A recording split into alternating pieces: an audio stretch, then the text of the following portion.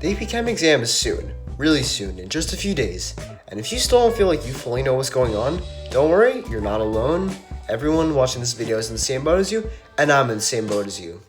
Hi, my name is Laith Kavanaugh, and in this video, I'm going to try and help everyone watching it get the best score they can on the upcoming AP tests. Now, I want to say, first and foremost, because I know there are some people watching the video that think it's going to be very different than it's actually going to end up being. I'm not here to reteach the entire course. That's not going to work. I know there's someone watching this video who thinks they can learn it all in a few days. And let me tell you right now that you need to get your ego in check because this is very dense material you're not going to be able to fully learn in just 3 days. It's not going to work. Sorry, buddy. But this video can help you still.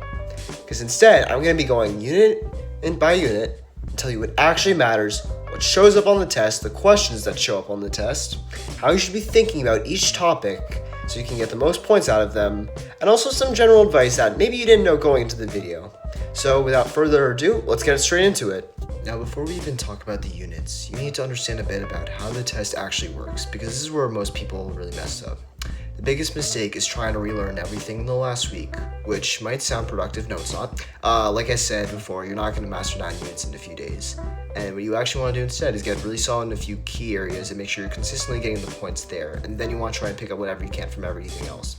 For reference, if you can take your eyes off my curly hair for a moment, which I know you're probably understandably super jealous of, I just put on screen the percentage of each unit that the multiple choice questions are tested on. As you can see, the most heavily tested areas are Unit 8 and Unit 3, with the rest of the units being almost equal. So with this in mind, I would probably spend the most time reviewing those 2 units, because the other units, although there might be a bit of variability in the percentage of each that's on the test, obviously they're all like roughly the same. You won't see that much of any particular unit over the other. Another thing that's worth mentioning is that for the FRQ section, it's way more forgiving and partial credit than you probably think. You can get points for setting up the problem, for your reasoning, even for deciding the correct units. So if you're stuck, never leave anything blank. Always try to write something down, even if you don't know the answer. Now let's talk about the structure of the FRQs for a second. On the actual test, you're going to be given 7 FRQs, 4 of which are going to be short FRQs, 3 of which are going to be long ones. Now, for the short FRQs, if each question asks goes from A to, we'll say, F, you could imagine the long FRQs as going from A all the way to even J or K. I have seen that before. They can get very long. There can be a lot of extended questions on an FRQ. And so because of that, timing is probably going to be a big issue. You're probably going to feel really rushed, especially in the long ones. So it's important you don't get stuck on the one part. If something isn't clicking, just take your best shot, move on, come back later if you have time. One more thing, the test is very, very pattern-based. I cannot stress that enough. Once you start recognizing question types like equilibrium shifts or pH calculations, everything becomes way easier because you're not starting from scratch every time. Starting with Unit 1, this is all about atomic structure, electron configuration, and periodic trends. And although I say this, on the test, they're not really trying to trick you with super detailed and intricate configurations and diagrams and whatnot, because what they care about more is whether you understand the trends. Do you know why atomic radius increases down a group, or why ionization energy increases across a period? Instead of memorizing all these random trends, I would focus on understanding why they happen. That's what's important, because on the FRQs, you're going to need to explain your reasoning with some good language, some good terms. That's where the points are going to be. You want to make sure you have the best explanation possible, because you can't just say, oh, the ionization energy is this because it's further down the thing. No, you need to explain why that's the case. Now, for actual content, I recommend going over 2 things. I recommend going over hybridization and Coulomb's law. Coulomb's law is essential. I cannot stress that enough. Coulomb's law is such a versatile concept that can be applied to so many different explanations. It explains so much of chemistry and atomic structure. Memorize Coulomb's law. Memorize the relations between distance and charge. Memorize them. And for hybridization, although it's probably not going to show up as often as the other topics in Unit 1, I would focus on going over it because I know that a lot of people have a hard time understanding hybridization in itself, and especially when it comes to answering hybridization questions. I would try and focus on memorizing why it happens, what it is, and I would try to recognize how hybridization looks in an actual question. Now for the next chapter, I'll be bonding Units 2 and 3 together. Sorry, bad joke. Anyway, the 2 are really similar, so I'm merging them together. They're both essentially about the properties of substances and compounds. And like I mentioned earlier, Unit 3 actually shows up the most on the test, so it's really important to get this stuff down. Like I said, there's a lot of bonding and a lot of IMFs, and believe it or not, they're really important. So it's good to have them down. A lot of questions come down to things like which substance has a higher boiling point, which one is more soluble, or which one has stronger IMFs. And it'll ask you those questions much different ways. Some you'll have to calculate values, some you'll have to do a little math, maybe some stoic here and there. But that's generally what a lot of them are going to come down to. It's generally around the same pattern. What you want to do is focus on understanding different types of IMFs. You want to know London dispersion, dipole-dipole, hydrogen bonds, and how they affect the physical properties. Obviously, it goes in that order of strength. LDFs are at the bottom, H bonds are at the top. It's important to know also why they happen. Like for example, you need to know for hydrogen bonding, you need to know that they only happen because of the electronegativity differences between the hydrogen and the electronegative atom it's attached to.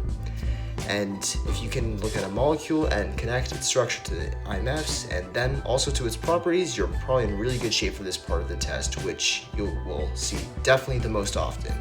However, although I talked a lot about bonding and IMFs, it's important you also have some of the other stuff in this unit down. A lot of stuff like spectroscopy, gas laws, I don't know, even Beer-Lambert's law. A lot of that shows up on the test. And although it's not as common as IMFs and bonding, it's still important to know these stuff because they will show up in some form or another. Now, Unit 4 takes us to chemical reactions, and this is some of the most simple, straightforward content in all baby chem. This is stuff like net ionic equations and then the basic reaction types. Like I said, it's probably the easiest content you're going to get on the whole test, so it's important to answer it quick and move on to the harder stuff so you can allocate more time to that. For Unit 4 though, you might be asked to identify spectator ions or predict products. You might need to use empirical formula here and there. You might have a redox question. You might have to find the reducing or oxidizing agent, and for some questions you might have to find the limiting reactant, so definitely review all those stuff. It's all definitely worth reviewing. Like I said though, compared to Unit 7 and Unit 8, it's definitely not the hardest, so don't spend too much time on this unit. Something else that's worth mentioning though is that for the FRQs, you are going to have to do a lot of net ionic, so make sure you're really nailed down on net ionic equations, because what they're going to ask you to do is they're going to ask you to write balanced reactions, and a lot of the time they might ask you to do this, and sometimes they might have you assume they're going to have you try and do a net ionic equation, so you have to make sure you're really on point with those. Now, Unit 5 is all about kinetics, or the speed at which reactions occur, and the three most important things to remember for this unit are going to be reaction mechanisms, collision theory, and most importantly, you have to know how to read, interpret, and understand reaction rates and graphs. Now, what they care about most here is making sure that you know how changing the concentration affects the rate and how to interpret and write the rate law for the reaction as a whole. Now, just as a reminder, the reaction orders are really important to memorize here, since in understanding and recognizing the graphs and the tables are going to be really important in helping you recognize rate laws. So if you double the concentration of a reactant and the rate doubles, that tells you everything you need to know about that reactant's order, which is that it's a first, and that you need to put a 1 as the exponent in the rate law. You don't need to memorize every possible scenario, but you do need to understand how the rate response changes, and also you need to remember collision theory, or how the reactions work at the subatomic level. Now, one common mistake is confusing coefficients in the balance equation with exponents in the rate law when they're not the same thing, because coefficients in the balance equation become important for the exponents when it comes to equilibrium, which I'll get into in a few minutes. Moving on to Unit 6. Unit 6 is about thermodynamics, which is basically about energy, the flow of energy, and whether or not reactions will even happen. Something that I should point out is that besides for acids and bases, which I'll cover in a few minutes, this is probably going to be the most math-intensive part of the actual exam. Now, the reason I say this is because there are a lot of students, including friends of mine, who won't do any practice problems to prepare for an exam, and they'd rather just look over their notes, or they'd watch a YouTube video, or do anything else, but they won't do practice problems.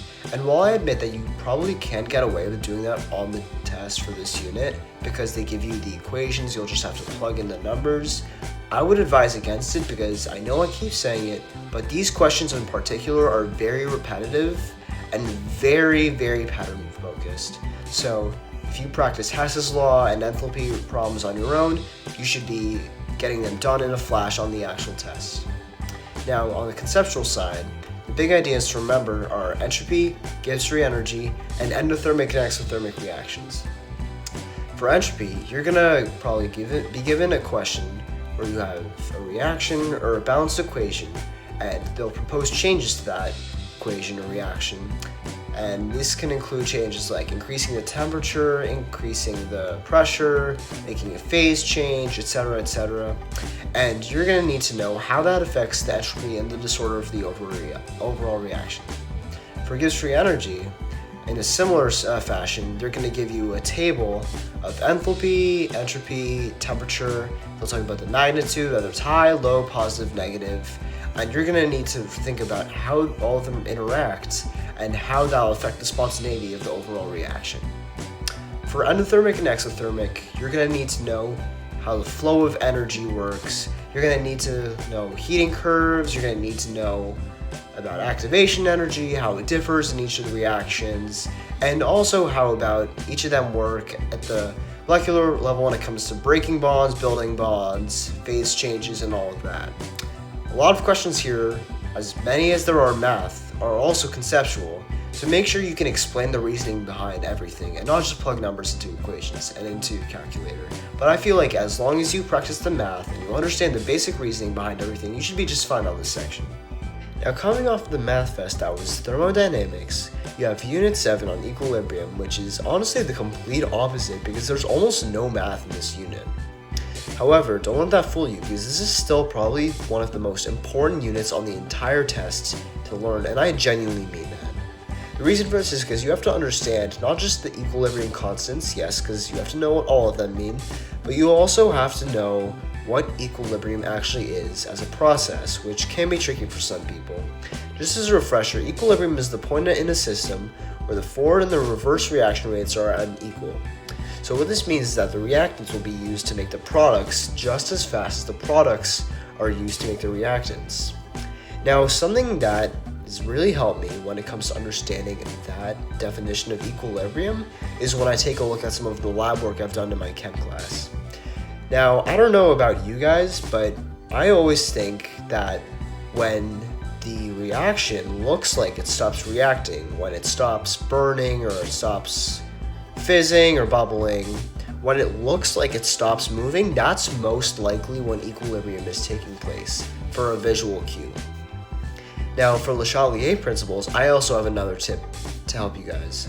The key here is in memorizing the principles, but understanding that the system is always trying to counteract whatever change you make. So if you add more reactant, then the system will shift to the right toward the products to use up the reactants. Now, this shows up everywhere, and this is applied to the next unit too, so you're gonna have to really prioritize these next two units because the next one is probably gonna be the most tested unit on this AP test. Well, I guess I had to do it eventually. Unit 8, acids, bases.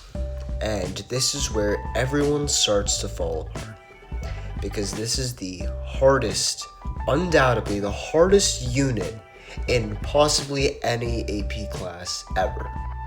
And everyone I know who's taken this class has struggled at least a bit understanding the dense concepts or figuring out the increasingly difficult math as you go through the unit. But when I tell you that from my experience you don't need to master every tiny detail and you just need the fundamentals, I can promise you I'm not overreaching. There are 4 types of concepts that you're really going to want to hammer down, and after that you should be fine for this unit. You're going to want to know, first, you're going to want to know the fundamental basics. You're going to want to know the basic problems like calculate the pH of this hydrogen concentration or vice versa, find the hydrogen concentration of solution with this pH, and you're going to want to know like easy questions like that, right? Second type, you're going to want to know a lot of ice table questions. And this is like for the more complicated pH calculations. You're going to want to like know them for like salt, finding the pH of salts, and some of the more complicated solution questions. And then that brings me to type 3. You're you're going to need them for titration problems, perhaps. And this includes titration curves, half equivalence point, you need to know the relations, indicators, which is the best to pick, and everything titrations. And the last one, you're going to need to know buffers. Now, just for a reminder, buffers, weak acid, conjugate base, weak base, conjugate acid, either or. And basically, they resist pH change. You're going to need to know how those work. I have a good picture that should help people. I annotated it a bit, and I'll have it right above. Feel free to screenshot and share and save it. But at the end of the day, a lot of the questions are just testing whether you know the relationships and some basic calculations. You're just going to want to practice on your own, and that's really all you can do for this unit, because this is the hardest you're going to find. I promise you're not going to find any questions harder than acids and bases on this test. So, like I said, don't overcomplicate it and focus on the core ideas at the heart of the unit, and you should be fine. Phew. Man, even just talking about that unit stresses me out. But with that out of the way, now we get to talk about probably the easiest unit, and my personal favorite. I know it's a lot of people's favorites. Unit 9, Electrochemistry. Redox reactions, batteries, electron flow. This is one of the units that people either completely avoid or really understand, and everyone I know and I talk to, they really understand it. They get easy points from this unit. I wouldn't stress too much about this unit. Everything is really straightforward. They don't ever try to trick you that much.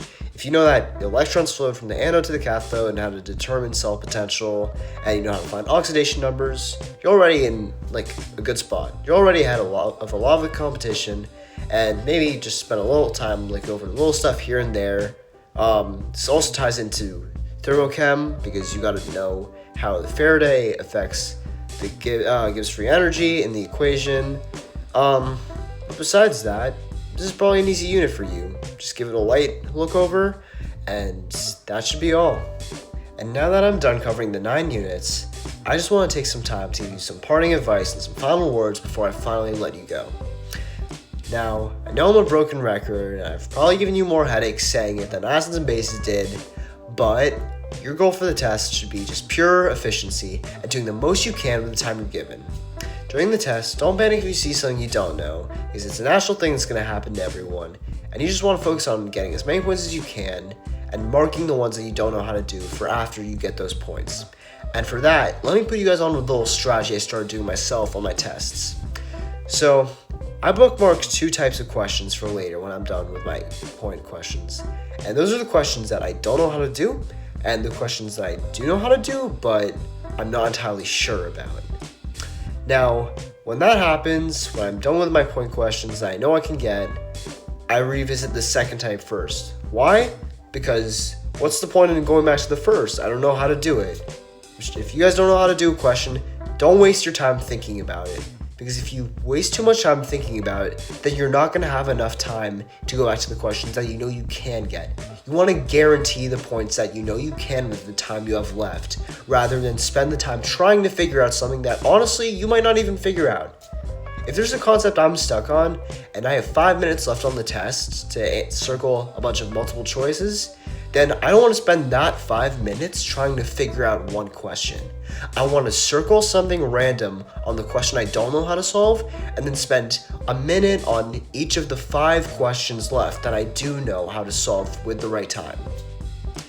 And with that being said, I'm going to be wrapping up the video here with the last advice that you should never leave FRQs blank, but I think I've bothered you enough about it.